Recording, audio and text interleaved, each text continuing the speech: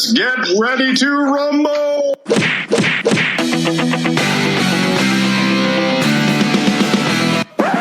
Welcome to Boxing Unwrapped. It's Boxing Unwrapped, the boxing podcast that gives you what you want as long as that's not chlamydia. I'm Ryan. I'm Andrew. Nice. Starting favorable. Yeah. So, welcome to What the F is the Boxing News, guys, the boxing show that gives you everything you need to know about last week's fights and everything for this weekend. So, Andy, do you want to tell the good people what we've got in store? Well, there's so much to cover this week, Ryan, but we'll try and keep it concise, although it's something possibly not our speciality. No. We will, of course, run through the good, the bad, and the ugly from the fights of last weekend. We will focus on the multiple fight cards going on this weekend, and there's some exciting stuff to go over, especially for you, Ryan. You're a big fan of one of the particular contestants. We will look at what the F went wrong last week, of course. We will take in a whole heap of random news, and we can do some grinding our gears as well. Yeah, let's do it. Right, well, without further ado, let's jump right into what the F are the results from last week. Oh. Where do you want to start? Where would you like to start? Well, right. I think let's start off actually with Daniel Dubois versus Nathan Gorman. Daniel Dubois. Oh, man. Do you know what, right? I was so disappointed in Nathan Gorman. I was so disappointed because actually, like I'd said to you before the fight, I was like, I think Gorman's gonna be too good on his feet for Dubois to hit because he's such a lumbering bastard. An opponent who can bang. He just kind of like froze a little bit. Like he'd obviously never been in anyone with the same kind of power as Dubois has. I have to say that like I was fairly impressed with Dubois. I was impressed with him. I thought he was better than I thought he would. I thought he looked better than I thought he would. He seemed really quite composed and like kind of unruffled. And I really like his like ramrod jab. It was just like really like snappy but forceful as well. I was super impressed with that. Yeah, he was much more aggressive than Nathan Gorman was. Mm-hmm. I mean, I, when the fight started, you know, Gorman was taking some punches from Dubois, and I thought, you know what, he doesn't look like he's getting hurt by those punches. Mm-hmm. Maybe that's going to give him a little bit of confidence. But it didn't. And, you know, Dubois was just on top of him the whole time. I think the big difference really was that Dubois didn't seem to buckle under the occasion. Mm-hmm. I think whereas Gorman did. Part of that, yeah. The one thing is that I liked, at least from Gorman's side, is that after the first knockdown, he knew Dubois was going to try and finish him. He did like just swing for the rafters then. Like he did go for it and say like, oh, I'm going to try and fight fire with fire, etc. So he didn't go out with a whimper. He did try and like swing back, but he just didn't seem to have the same weight on his punches. I know it's something that maybe we talk about too much, but like I think looking at their physiques, Gorman is like over a stone. It was like a stone heavier than Dubois, and and it wasn't because he lifts so big weights and is so muscular. Yeah. I refuse to accept that his body shape is optimal and that the fat and stuff that he's got is not like counterproductive in terms of his like movement and his stamina and stuff. I just don't think he needs to be as heavy as he is.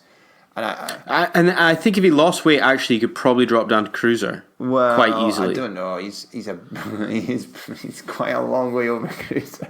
Yeah, but I mean, look at how much Dave Allen has dropped down as well. He's starting to look like an athlete, and I think that Nathan Gorman could probably take a kind of pie out of Dave Allen's fridge.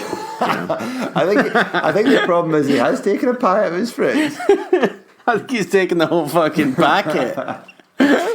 I would be interested to see in terms of what like his fitness, nutrition regime is. But like Dave Allen was really honest about it when he was out of shape. He's like, oh yeah, I eat like 10 Snickers and a pot noodle every day, and it's like, well, no wonder I'm fat. Like I don't know if Gorman's the same, but like I find it a bit of a stretch to think that that's optimal. I know we had this conversation again with Ruiz. But for me, it just can't be. It can't be that that's optimal. And if you're carrying quite so much weight, then it's gonna affect your light mobility and your stamina. And that was kind of his mobility anyway, or his overall, but like his movement was, his elusiveness was his strength. But I thought Dubois looked good. I don't really know what they'll do with him now. I know we asked a question, but it's kind of like you can't fight tomato cans anymore. Because you've just beaten like a prospect, another, in what was almost like a 50, it was a 60-40 fight. But so it's kind of like, I don't know, European level or something like that. But he's still so young, he can take it easy. But I'm much more open to believing that he's closer to being the real deal than I was after his last couple of fights. I thought he looked composed and powerful, really like heavy-handed. So.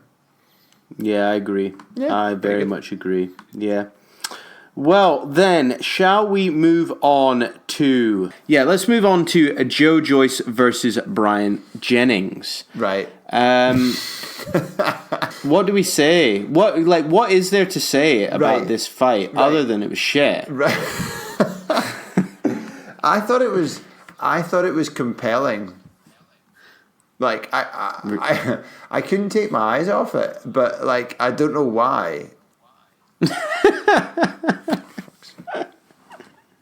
Yeah, a bit like a car crash. It was a car. Yeah, it was like a car crash. Yeah. Right. I've got a theory, or I've got a proposal for you. Right. Do you know the book that was made into the film Moneyball? Yeah, man, because you gave me that book, Soccernomics. That's the kind of similar idea where they apply that. Yeah, it's about applying statistics analysis, right? But Moneyball, originally the idea about using like this deep dive data analysis into sports originated with baseball, right? And one of the things that the team that I can't remember which team it was, but the team that got Oakland A's, I think it was, that got to be super successful despite having no money, was they kept getting players who look really, really bad, but are actually like really quite good. So the ones that look really like awkward or ungainly or like have really like ropey technique but are effective, but actually the other teams are put off by buying them. So they collected all these kind of like misfit players, but actually they were really good. I'm wondering if there's any possibility that this is any resemblance to Joe Joyce.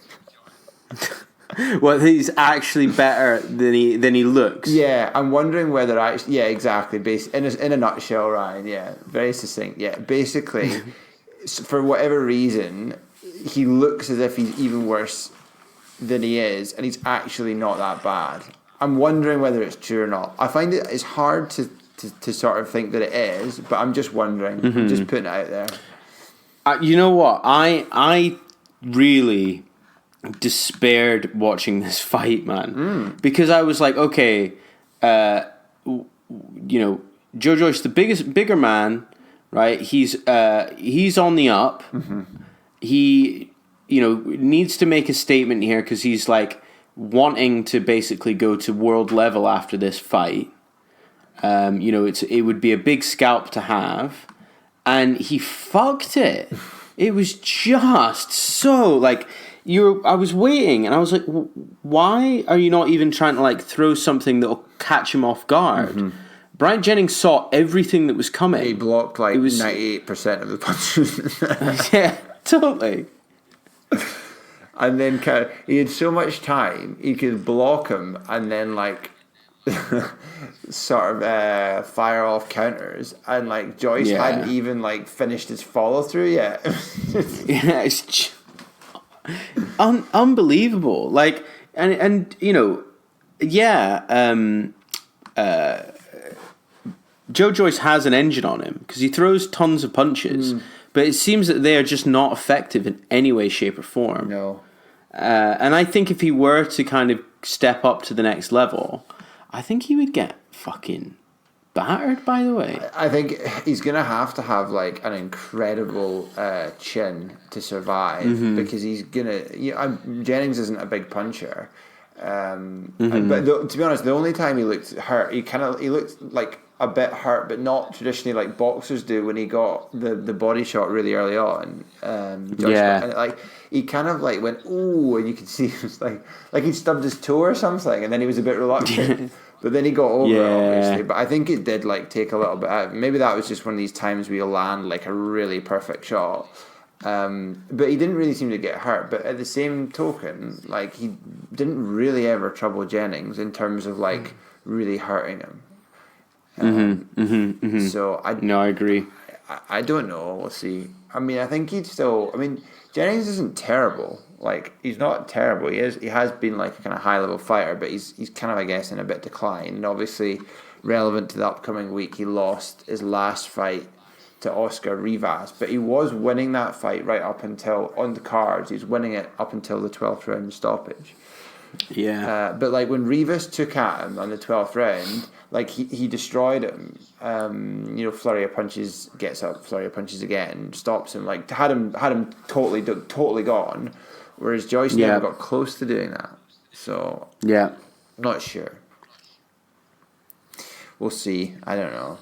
Maybe he's still like he's too old. I think he's left it too late to make changes to his like approach. Or you're never gonna just develop quick reflexes or fast muscle, are you? It just doesn't happen. No. I know. So. It's really strange. So, I mean, who the fuck? I think he's definitely angling for a big fight. Yeah, I think he'll get his one, and I think he'll stick around. Like he'll get a big-ish fight. He wanted Char. He couldn't remember. Oh, do you know what I would say about him? That was by far the most engaging and animated he was when he did his ringside interview after the fight, because he was actually in a proper fight. He had some adrenaline in his system, and it like speeded up his brain. Yeah, I know. So he was actually bearable in an interview. So that was quite good. I know. That was a bonus. That was sad. But he was much more engaging in his interview. But Char, he said, "Oh yeah, I went Manuel Char." I think he could probably beat Char. I don't think Char's any better than Jennings. Probably worse. Don't know. Probably not. Right. Quickly, let's talk about Liam Williams versus Kareem Arkor. He's a fucking tank, by the way, this Liam Williams, man. He says he's like totally different than the fighter that got beaten twice by it was Liam Smith, and who beat him twice. Yeah. But here's my question, right? Why is Liam Williams, after he beats someone, why is he so angry all the time? I don't know. He knocks people out really like with real like malicious intent, and then he goes fucking mental and starts storming about the ring like he's ready for the next one. Yeah, totally. What's wrong with him? I know. He's just so angry. He did look good though, and that guy, it's the same comment everyone's making, but he did that. Archer guy did 12 rounds with Lemieux last year and stuff. Who's obviously a renowned puncher, but he's not like collapsing from dehydration. But so you're saying, well, Williams he looked really good, I thought, but I don't know. See him against a higher level guy. Maybe he has sort of changed that around. Come into an undercard near you. Let's see him in with a big boy. Let's see how he gets on. Yeah. Right, let's quickly talk about Saudi. I don't want to talk. Fuck my life, right? So, obviously, Amir Khan beat Billy Dib. Oh man. And I didn't realize this. I was kind of corrected on Twitter about this, but this did not get the pearl necklace belt, right? They removed the pearl necklace belt because they removed the pearl necklace belt, and this is like an intercontinental title. It's still bullshit. Yeah. Right? It's still totally meaningless. But I mean, now it kind of gives Amir Khan a bit more fucking like wank off material, because he can talk about how he's a belt holder and shit. Just but he sincerely ridiculous. will believe that makes him a world champion.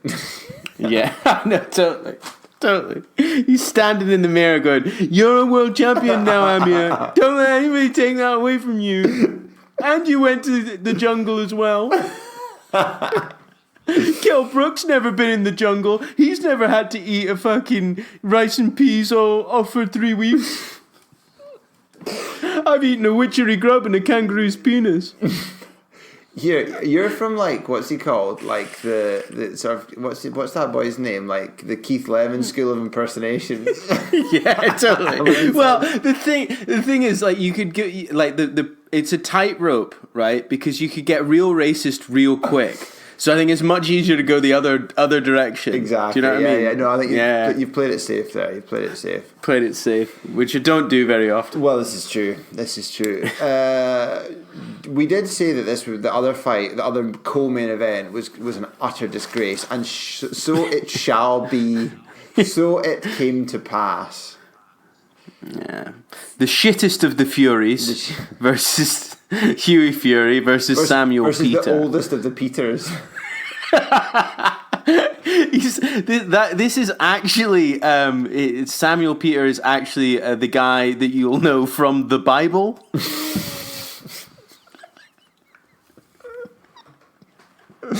It was just horrible. It was. I said it would be horrible. I said it would be like just. It will do no one any credit, and it will just be an utter disgrace. And so it proved.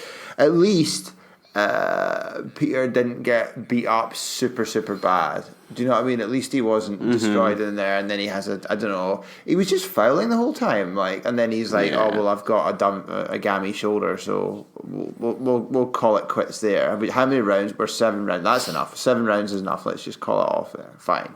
Yeah, it could have gone worse, but I mean, as a spectacle, I mean, I feel sorry that Saudi is a dry country, because for occasions like this, you'd really need a couple beers, you know.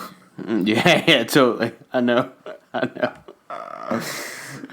Oh, man, fucking hell, man! You'd be fucking flying off to Bahrain right afterwards. You know what I mean? Fucking first class to Dubai. First class down the beach in Dubai. Get an Uber chopper off to Dubai. Get a beers in, lads. Need a beer after that. Shisha's not going to cut it. My goodness. Nah, fucking hell. Goodness. Right, well, we've got more to talk about from Saudi, but let's... It doesn't. Right, we've got more to talk about from Saudi, but let's move on to what the F are the fights this weekend, and boy, do we have a lot of them. We do. If we do kind of a little bit chronologically, Friday night, your boy Ryan Teofimo Lopez taking on undefeated challenger Masayoshi Nakatani in an IBF eliminator in Maryland on ESPN. Thank you very much. Nice, huh? Nice. Yeah, that's going to be a real nice fight. It's a real nice fight. Like, Saturday morning, I will be looking for that bad boy. Yeah, quickly. I fully expect Lopez to continue his rather rapid ascent up the ranks, and then he's got to take on your other boy. You'll be torn for that one, Ryan. If he wins, if Teofimo Lopez wins that one, you'll be torn. I know it will be tough. Like if he's fighting Comey. Yeah, well, that is a done deal apparently. The only thing is, like, it'll be interesting to see if Comey takes a fight before the Lopez fight, because if he takes a fight before the Lopez fight, before the mandatory is called, he won't. Then it's just. I would like Comey to have one more fight just to make sure he's at the top of his game and there's no excuses. Do you know what I mean? Yeah, I think Lopez is so young that he's turning around between fights pretty quick though. So I think they'll just get it on. Yeah, which is the kind of shit that you do get at like these weight divisions. People just fight. Just fight. Do you know what I mean? As opposed to this fucking bullshit shit that goes on in the fucking heavyweight division. Like, people just fight. Speaking of which, Saturday night. O2 Arena London. O2 pay-per-view on Sky. Pay-per-view live from the O2 in London. That was quite good, right? Oh, thank you very much. Have you applied for that job yet?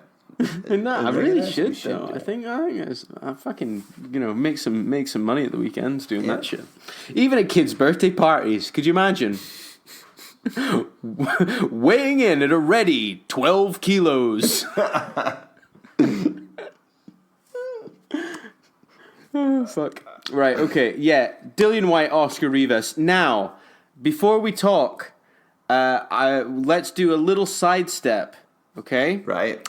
For our newest segment, 6 Degrees of Danny Williams. We should explain to that this is going to be a recurring segment. Okay. So, like it or lump it, we're going to try and do it. So, is it 6 steps or is it less than 6 steps? I believe that Danny Williams is connected to every other boxer in 6 steps or less. Ooh. Now, I would like to see if you know how we can get from Oscar Rivas to Danny Williams. Are you actually asking me to solve this? Well, if you think you can, I've got the solution. In front of me. You've cracked the code.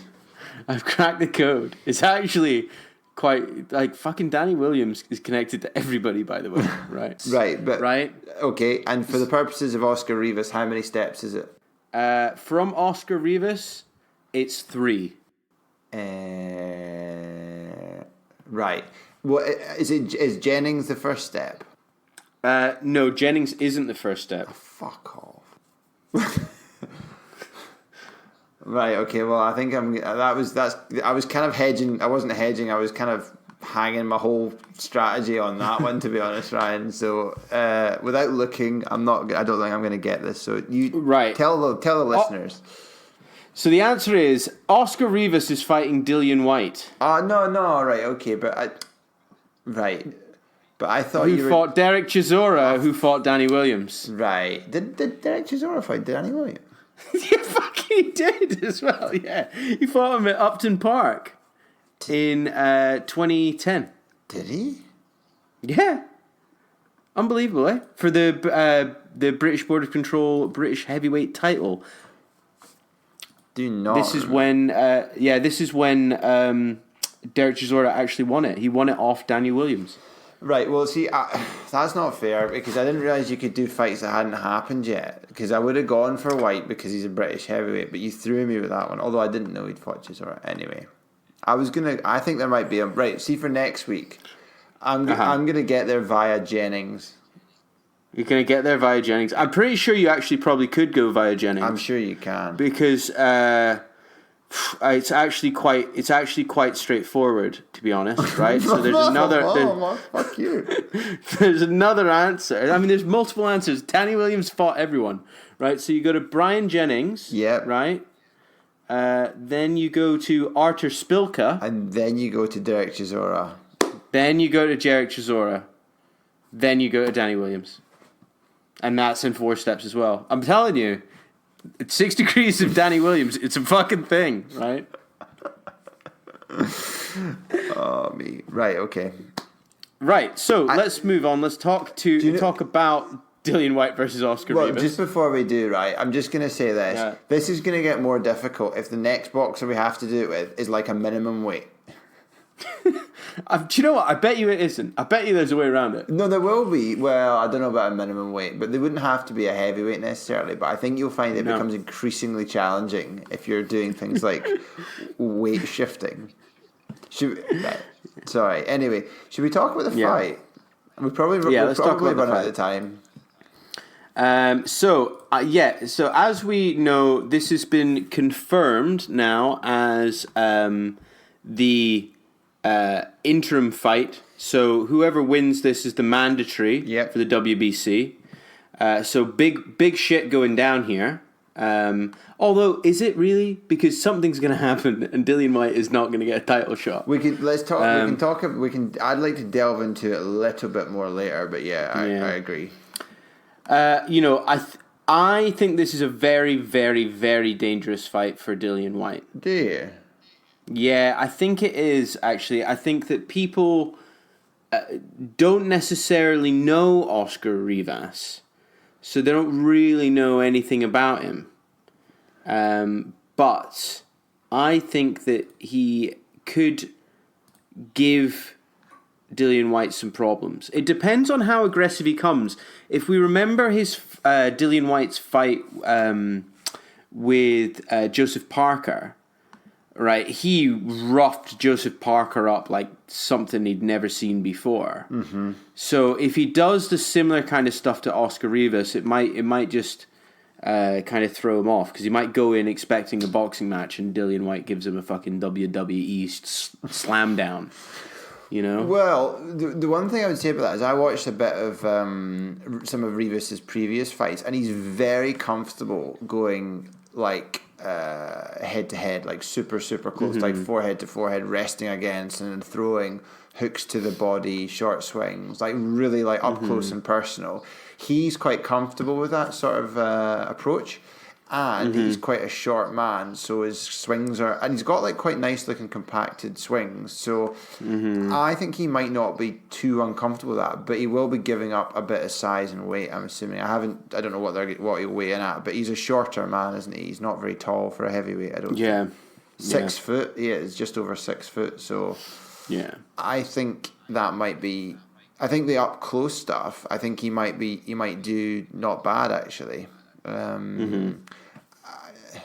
I think he'll probably get broken down, and I'm not sure he'll be able to absorb. I think Whyte's pretty heavy-handed, and if he's able to hit Rivas pretty frequently, which I think he will be, if he lands his big left hook, he's gonna like fell him, I think, eventually. But Rivas is looks pretty good, and he can land power punches with both hands. I don't know. I think it might be competitive, but I fully expect Whyte to win. Yeah. I'm gonna go. Okay, bye then.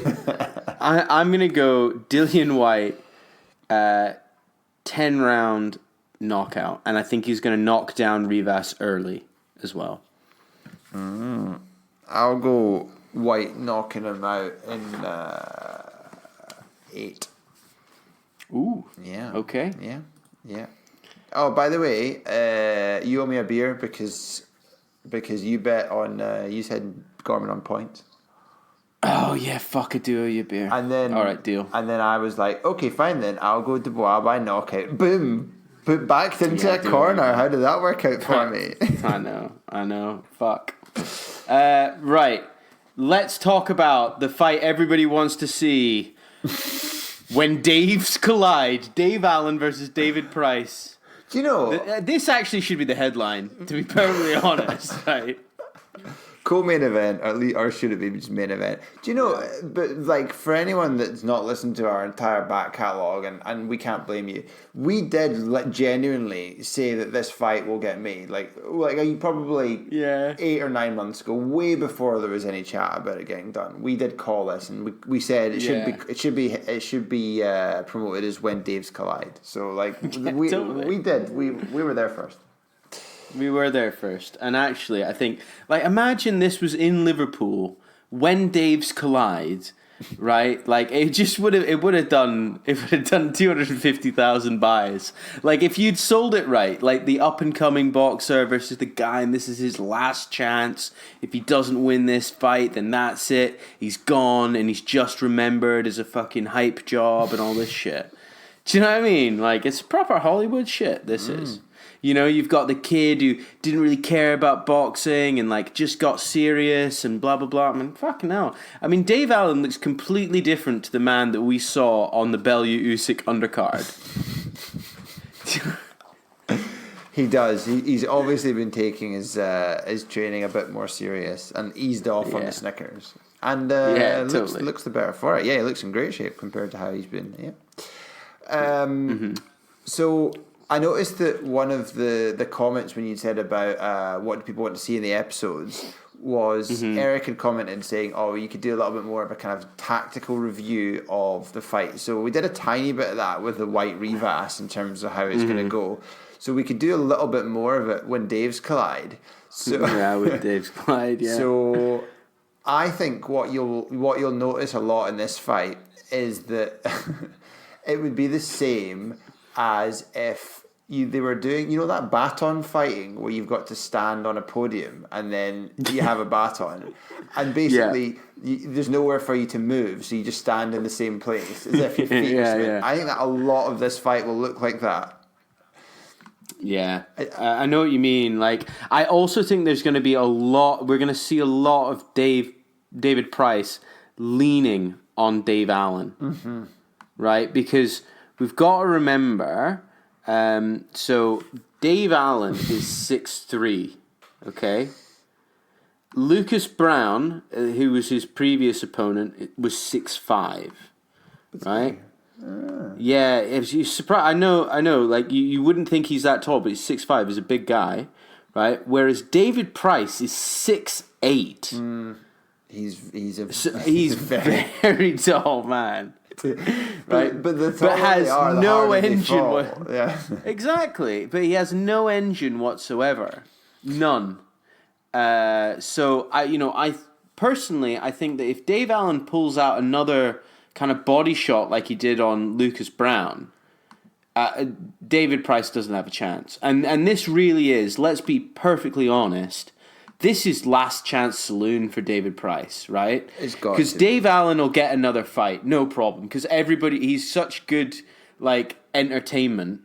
Eddie Hearn loves having him on the card because he's always, going to bring a little bit of fun, and he will fight literally fucking anybody.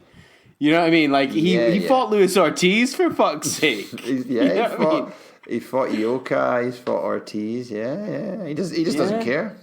He just doesn't care. He just will turn up and fight who the fuck ever. For a bit of money. Whereas David Price, this is the last chance for him. So personally, my prediction is David Price retires with some sort of weird injury in the 6th round, right? I don't think he makes it through the fight. If he doesn't get knocked out, he's going to retire with some sort of injury.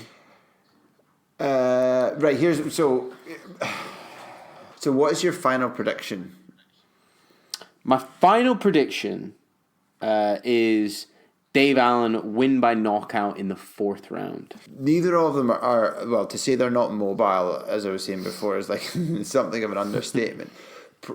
Price, while he still has any energy, will try and keep Allen at distance with his jab and look for the occasional kind of long right. But I think if it goes past 3 rounds, Price can't win.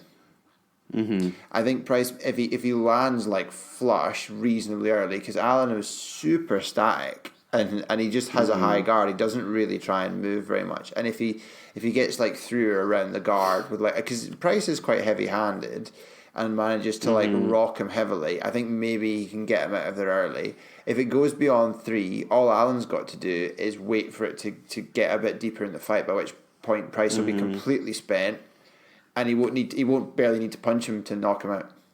Agree. So I don't know in a roundabout way, I don't know what I'm saying is going to happen. It's either This is why when Dave's collide is such an incredible fight to happen. Do I take the fresh Dave or the seasoned Dave? I don't know. So you said Allen stoppage in 4. Yeah. I'll go Price to win in 3, just because it's I'm already a beer up. What can go wrong? I'm only gonna be. What can go wrong? I'm only gonna be. Did we do a prediction for Whyte Rivas, by the way? Yeah, we did. We did. Yeah, we did. We did. Sorry, we did. Yeah. Right, I'm sorry. I had a total mental block there. Jeez, medication. Get back on my medication. Right, sorry. Carry on. So let's talk about Derek Chisora versus Artur Spilka. This is Derek Chisora 3.0, maybe. I don't know.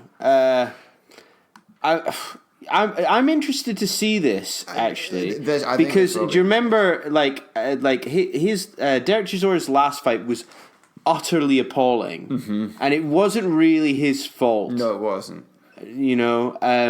So I'm quite excited to see him against a kind of much more live opponent, an opponent that's going to want to fight him, actually, as opposed to that shit that happened last time. Yeah, for sure, yeah. Spilka's what I think will make this interesting is Spilka's crazy. He is definitely crazy. Yeah. He will just do something quite unexpected at various points. But he's kind of awkward. He's got a super awkward style, and he's awkward to hit, and Chisora's a bit lumbering. But I'm not saying Spilka's just like a spoiler. He's not. He'll look to get shots off, but he'll do it from odd angles and with unusual movement, and he'll try and flummox Chisora a bit. I don't think he'll just go head to head and have a brawl with him. He'll try and be a wee bit more clever than that, but with some erratic shit thrown in there as well. So I don't know. I think it could be quite fun. I think it will be quite interesting. Yeah. So I agree. I think it will be a really fun match to watch. Next, let's talk a little bit about a guy that we talked about in the Cruiserweight episode, Richard Riakporhe. We did. Versus Chris Billum-Smith.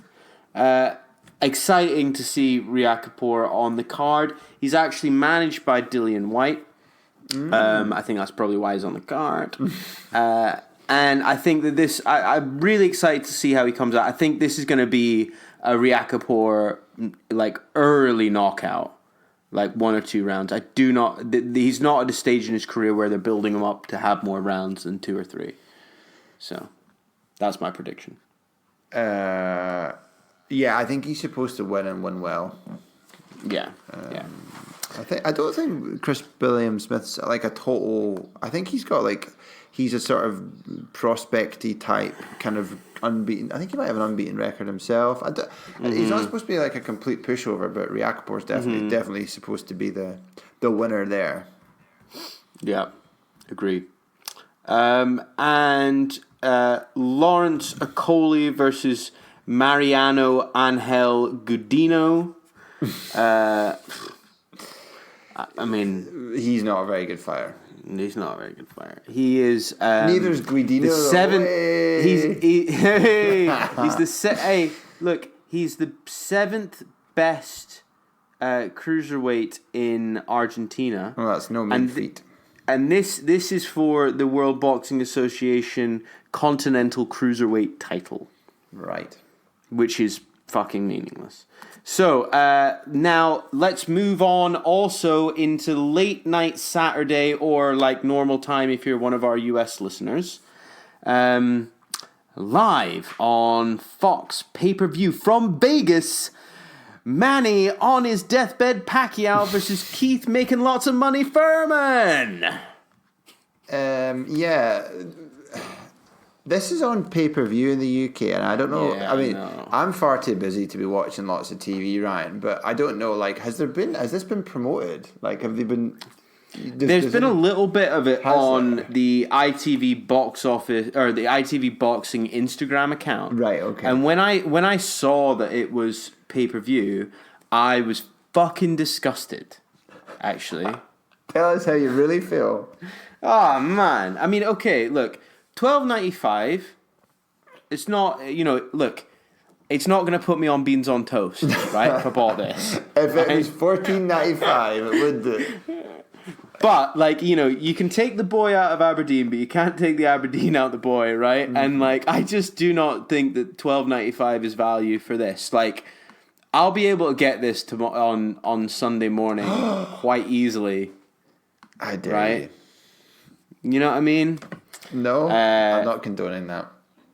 Well, I'm just saying that I might be able to find a way of watching this on Sunday morning without paying the $12.95. I doubt it very much. I know. How do people do these things? There's just no. But I just think it's a bit of a disgrace because obviously. The decision to do it is because people will probably buy it as opposed to I don't think very many people will, to be honest. Some people will, more than one, but I don't think very many people will buy this, to be honest. But we will be able to find out these numbers, will we not? No, because they'll be part of Barb, will they not? No, it's only Sky Sports box office that goes on Barb. That's fucking disgraceful. I know. And I remember that I sent them a request. I said, tell me. And they said no. And I said, tell me. And they said, no. Go away. Go away. Leave us alone. We don't want to tell you. We don't want to tell you. We can that high, but we don't want to tell you. It'd be funny if it was like 6 people. Totally. To be honest, I thought if they were going to do this, they would have started with the Pacquiao Broner one, because obviously that was pay-per-view in the States. Actually, I'm just thinking, I wonder if one of the reasons they're doing it is like, I don't know if this is true, I'm saying all, but like whether or not they'd be pressurized a little bit because they don't really like completely free access, even though it's in a different region. Because like, remember we spoke about this for the Pacquiao Broner one, because that was like pay-per-view in the States. But like, if you were virtually in the UK, you can watch it online for free.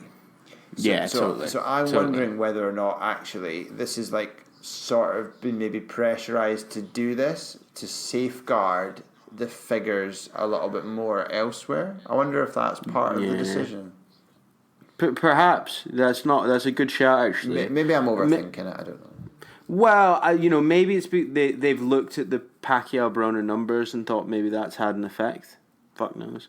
I mean, because they're able to tell how many people don't pay for fights somehow. Remember we talked about this before. Well, I mean, they publicly say the figures come out in the press saying X number of people, but I mean, I would be astonished if they're not like wildly. There's no way you can gauge that accurately. It's impossible. I would have said, because there's a million and one different ways to legally watch. Do you know what I mean? They're never going to capture. Yeah. If it was that easy to capture all the people watching it illegally, then all the streams would be shut down. Do you know what I mean? Totally. I know, yeah. But I don't know. Anyway, I would say that like there are quite a lot of high quality fights. Maybe a wee bit A side, B side, but there are a lot of like high quality fighters on the undercard, which is the redemptive thing about the Thurmon Pacquiao fight night. Your Dennis Ugas is fighting Omar Figueroa Jr. That's a good level fight. Figueroa Jr., I don't know a huge amount about, but he has been a world champion, fought at a high level, seems to have been on something of a hiatus. I can't remember why. Sergey Lipnitz, he's a good level fighter. Luis Nery, very interesting high level fighter, highly touted versus Juan Carlos Payano, another really high level guy. Caleb Plant fighting the other heavyweight prospect, Efe Ajagba, fighting as well. So there's a lot going on, actually. To be honest, it's quite a lot of interesting fights to watch. Yeah. But I'm not sure about the main event. No. See the main event? Okay. If I were to call it... Yep. Right? Yep. If I were to call it... Yep. I would say it will be Thurmon on points. However, I could see it being judged as Pacquiao on points. Controversial, but I think that might be the way it goes. I do not. I could see a robbery happening because it's Vegas, and anything happens in Vegas. Interesting. I think that this could take Thurmon's O simply because of a shitty judging deal, because I just don't see him knocking Manny Pacquiao out. No, I don't think. Don't see it. Thurmon's not Thurmon's like super slick, but not like a concussive. He's not a knockout. No, he's not a knockout merchant. And I think the only way to overcome Pacquiao in Vegas is you've got to knock him the fuck out. I knock you the fuck out. I knock you the fuck out. I don't know. I think if Thurmon's anywhere near prime, I think he wins and probably wins reasonably comfortably. But the problem is his last performance against Josecito Lopez was like, he looked great for 3 or 4 rounds and then he disintegrated. And I don't know if it was an injury or like a fitness or if he's just not there anymore. But like, if he comes out and fights like he did in the second half of that fight, he's going to get beaten. He's going to get beaten comprehensively. If he fights like he's fought in the past, when he's been elusive and looks super slick and lands at will, when he beat what did he beat, like Garcia and what's his chops, Porter, then he's going to win. So for me, we kind of know Pacquiao's like still got it a bit, but is not the fighter he once was. But it's really even though he's like 8 years younger or whatever, it's like how much does Thurmon have left is the big question. I'm going Thurmon on points, Ryan. I'm going Thurmon points. Put that in your pipe. Put that in your pipe. Yeah. Yeah. So. Right. Well, let's move on then to what the F went wrong last week. Now, this was last news week rather than last week, which is this week, which is because there's an episode just gone out, if that makes sense. But you left in the bit where we go 3, 2, 1, clap, and then go. I know I did do that. I noticed that. I was trying to get fucking ready for my holiday. I missed that bit, and do you know what? I didn't listen to it back through. But also, I think it gave people like a little bit of a behind-the-scenes feel of what it's really like to be in the recording studio. Yeah, it feels like where you get like a little bit of an insight. It seems more real, and it was sort of like almost like did they maybe do that on purpose? There's just that little bit of doubt as to whether it was a complete fuck up or whether it was actually somehow like some kind of like postmodern thing we were doing. Yeah, totally. I know. So, tell us, guys. Tweet us. Was it good or not? Should we leave that shit in? Tweet us postmodern tweet us fuck up. At Boxing Unwrapped. Also, you cursed Scotland's national treasure. What, Lorraine Kelly? Maybe you did curse her, but I don't know. I don't want to know about it. No, Andy Murray and Serena Williams. You said they were a shoo-in to win the mixed doubles at Wimbledon, and they crashed out. I know, and she didn't win Wimbledon either. Like in the singles, no, she gets thrashed. I fucked her. I fucked her solid. Well, hold on. Not in real life, right? But like through my words. That makes it sound creepier. I fucked her through my words. Makes you sound like you're reciting poetry while you're doing it. Totally. I'm a very romantic man, Andy. Right, okay. Should we move on? I feel like we should definitely move on. Let's move on. Should we do some random news? Let's do it. Yes. So finally, apparently confirmed is Sergey Kovalev versus Anthony Yarde, August 25th from the rather famous Russian town of Chelyabinsk. Easy for me to say. I know. I'm a bit upset by this actually that it's in Russia because to be honest, I think it's a banging fight to go see. I think it's a good fight. Yeah. And it's a win-win for Anthony Yarde. It's a win-win because if he wins, he looks like a fucking hero. If he loses, no one's going to question it because Kovalev's a big name. He's in Russia, and like Anthony Yarde is really early in his career anyway. Mm-hmm. So he could easily rebuild, step up, go get a British title or something. Yeah. It's really not the end of the world, and he's going to have a swimming pool full of cash. He's going to be like Scrooge McDuck. He's going to get paid handsomely for doing this shit. Yeah. I think you're right. The only caveat to that would be that if he gets completely destroyed. But I actually don't... What, like with brain damage? He can't speak anymore. Well, yeah, clearly that's not a great outcome for him, but that's not specifically what I was thinking of. I just mean like if he gets like bowled out in a couple of rounds, he's going to look terrible.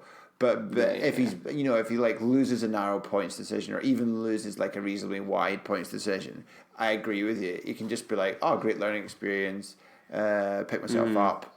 Go and relax in my swimming pool of cash and then fight again. Yeah, I totally agree. So I think although it seems very, very brave, there is some pragmatism to what he's doing as well. And of course, a fuck ton of money.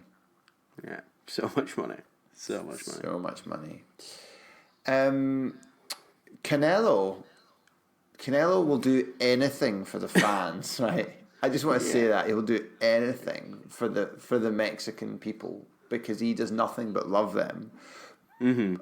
But he doesn't want to fight in September because they can't find a viable opponent for him, even though there's clearly lots of viable opponents for him for September. They would love to fight him because it's the biggest payday ever for anyone. I know. We talked about this the other week. Literally everybody wants to fight him. Like all the very, very good fighters want to fight him. Regardless Callum of which Smith weight class is they chomping are, at the bit to fucking fight him. Yeah. I think Callum Smith would probably try and make middleweight to fight him.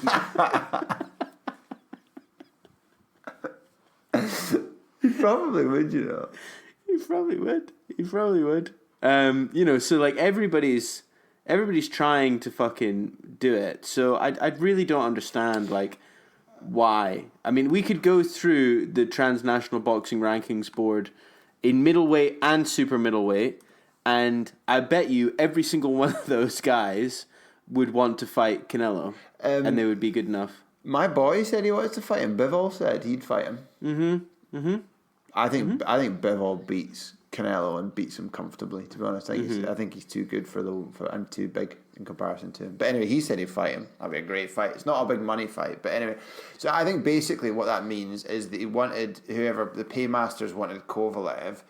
They couldn't arrange it because there wasn't enough money, and they'd have to pay a massive step aside to Yard. So that didn't happen.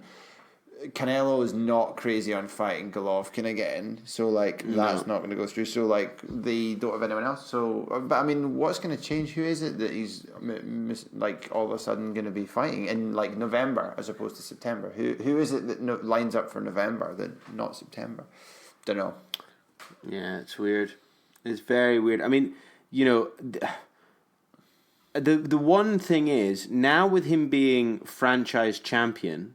Right, it kind of opens things up a little bit because he's not in sync with the belts in any way. So it doesn't really matter for people chasing belts. They don't really give fucks. Yeah, yeah, true.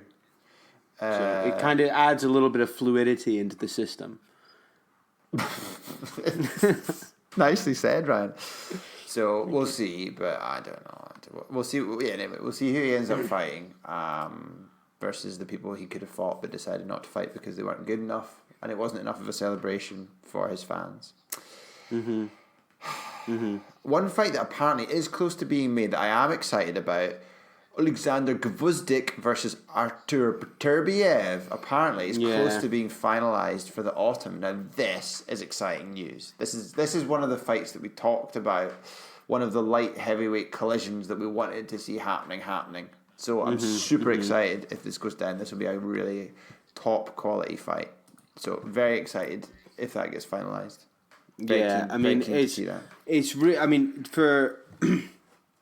For anyone who doesn't have the Transnational Boxing Ranking Board lists in front of them right now, Gvozdyk is actually the lineal champion. Yeah. So he is fucking top level at light heavy, right? And then we've got Artur Beterbiev, right? Who is sitting at number 5. So they're both very, very, very good fighters. Beterbiev's a monster. He's just like he's just like a power puncher. I think you could make a case for him. I don't think there's very much between him and really.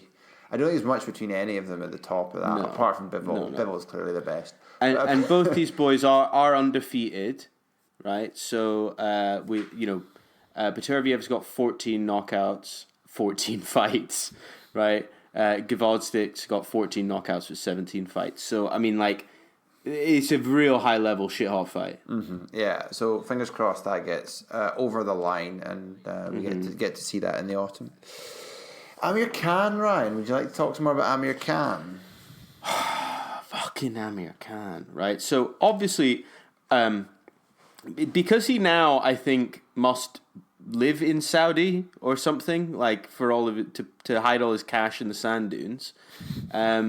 He came out after his fight at the weekend and said he was fighting Manny Pacquiao. It was a done deal. Contracts are signed. It was going to be in November. And then Pacquiao came out and was like, nope, I have no idea. I'm not fighting Amir Khan. And then Khan comes back and says, like, no, he is. He is. Just you watch. He's going to look like a real turd. So I don't understand. I think maybe this will have something to do with like a Saudi sheikh is delivering a dump truck full of cash to Pacquiao's house, and it just has not arrived yet, I think. As soon as the truck gets there, it's like they couldn't find a big enough boat to put it on because it's so full of money. And as soon as it gets to Pacquiao's mansion in the Philippines, it'll be like, oh, actually, yeah, no, I am fighting Amir Khan in Saudi. That's right. I'd forgotten. Sorry, guys. Yeah, I am fighting. Yeah, totally. And like, actually, it has been delivered, but Pacquiao's not there, so there's like an "in case we missed you" card that's slipped through the letterbox. Like we parked your truckload of money around the corner. We left it with your neighbours at 82.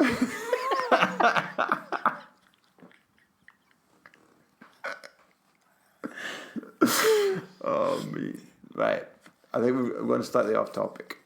Yeah, slightly. But yeah, anyway, Pacquiao's saying it's not true, and Amir Khan is very much saying it is true. But really, for it to be true, both parties should know about it. You know, that's the fundamental.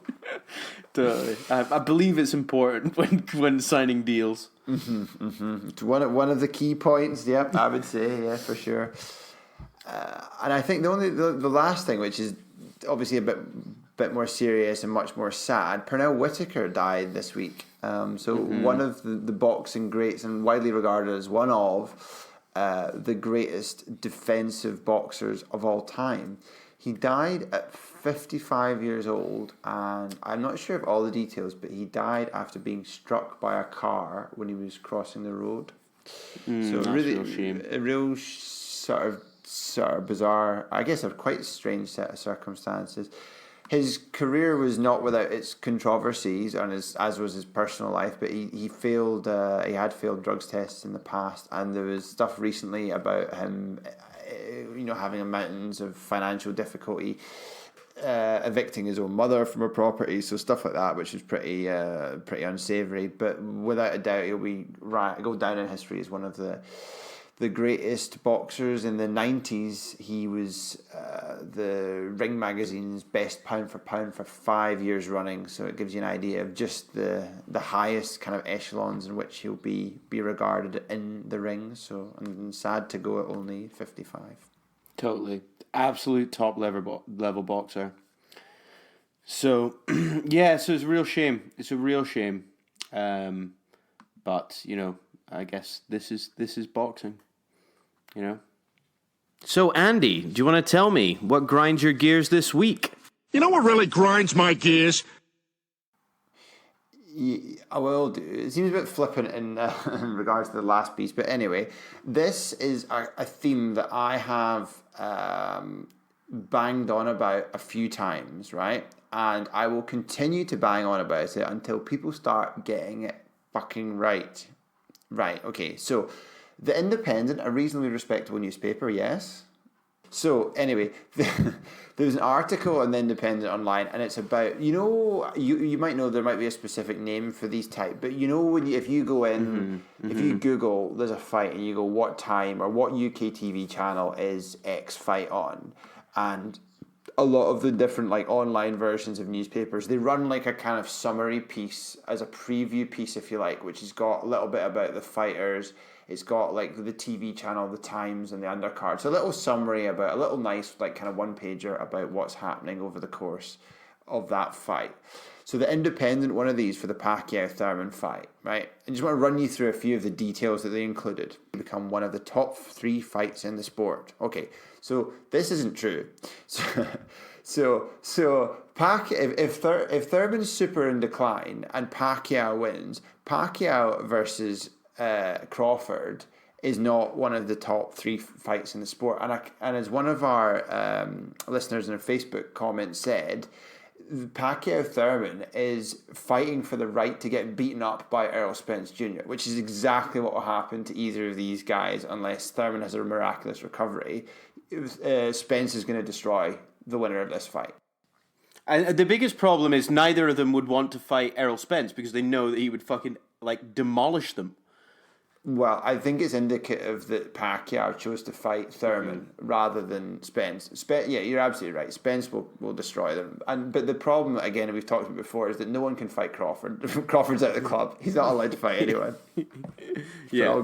So anyway, the winner will likely lay claim to be the king at 147 pounds. No, they won't. Anyone that knows anything about boxing will not accept that Thurmon or Pacquiao, on the strength of winning this fight, especially if it's Pacquiao, is now the king at 147. Everyone knows the winner at best is third, and that's very generous. Would be to put them as the third best in the division. Mm-hmm. And the thing about it being the top 3 fights in the sport is bullshit, not true. Moving on. This fight will decide the WBA Super World Welterweight title after Pacquiao captured the regular belt after knocking out Lucas Matisse and defending it against Adrian Broner. Right. That's misleading, right? because Thurmon has the WBA Super Belt, and why are they not saying Thurmon, who had an injury layoff and then defended it in his last fight against Josecito Lopin, can win the regular one to add to his Super one if he wins the fight? So what they've said is as if the belt's vacant. It's not vacant. Thurman's got that belt. Pacquiao's got that belt. It's fucking simple. Yeah. Report it like that, you fucking idiots. Lastly, right, the winner will also sneak into some people's top 10 pound-for-pound rankings, particularly Pacquiao, given his resume in the years prior to his brief slump.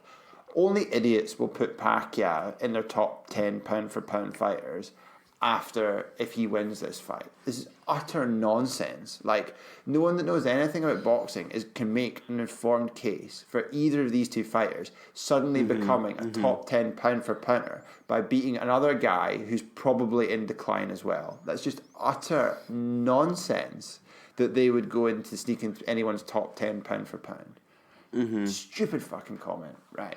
And I'm done. Ciao. Mic drop. I'm out. Sorry. I got a bit carried away there. Oh, damn. That was a big one, man. That was a big one. It's lazy ass reporting. Agreed. Don't include it. It's true, though. It's fucking ridiculous. Don't half-bake my biscuit, Ryan. That's what I'm saying to the Independent. I don't want my biscuit half-baked. That's me done. I'm all spent. I'm a spent force now, Ryan. I'm lying with no energy left, just flopping on the ground. So tell me, you take up the fight. Tell me what grinds your gears this week.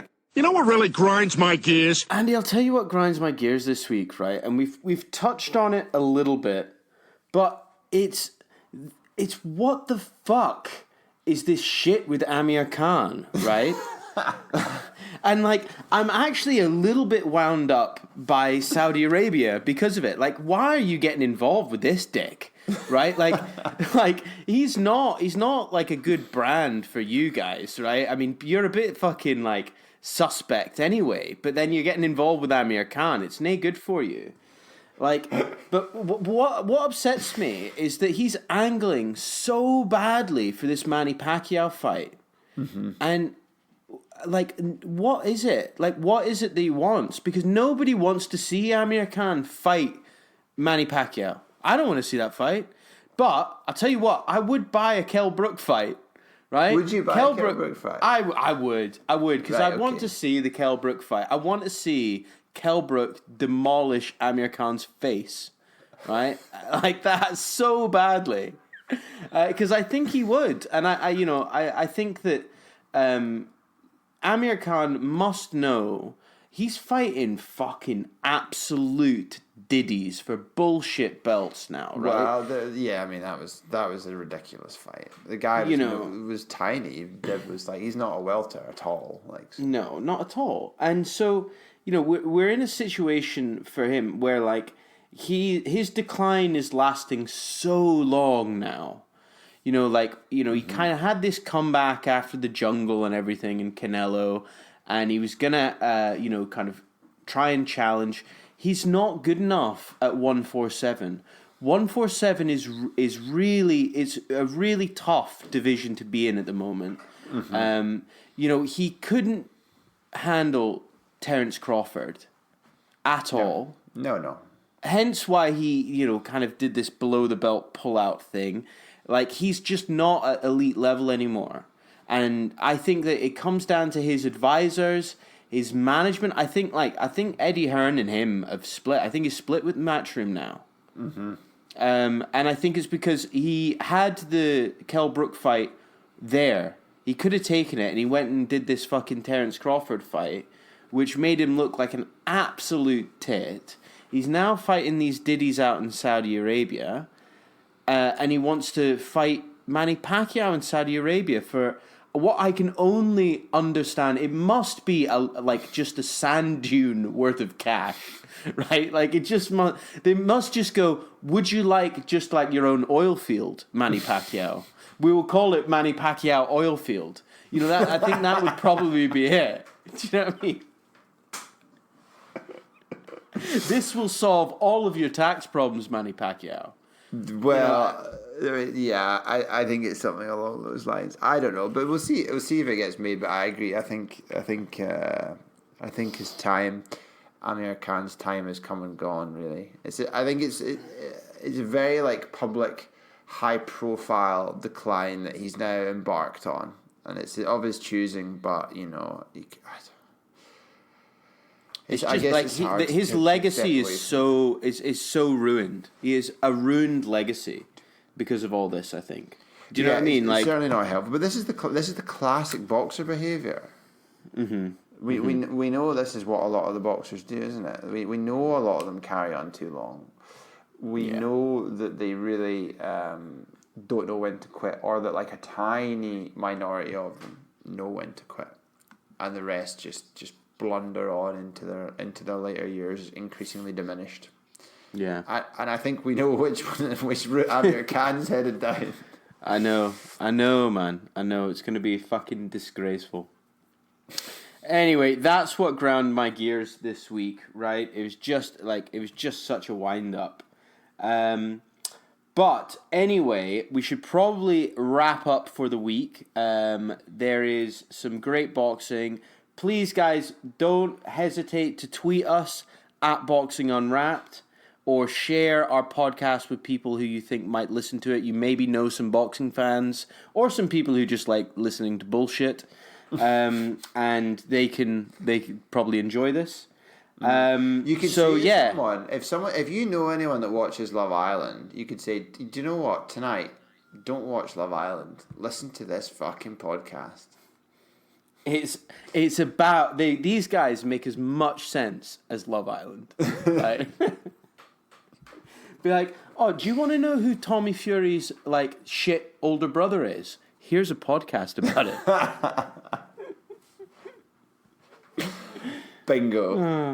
Bingo.